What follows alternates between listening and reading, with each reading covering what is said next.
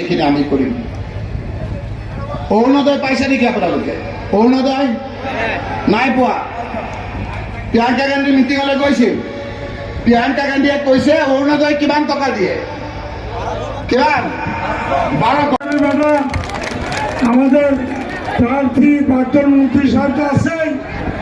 عما يصفون سلام على المرسلين والحمد لله رب العالمين آمين ثم آمين بك وحق لا إله إلا الله محمد رسول الله برحمتك يا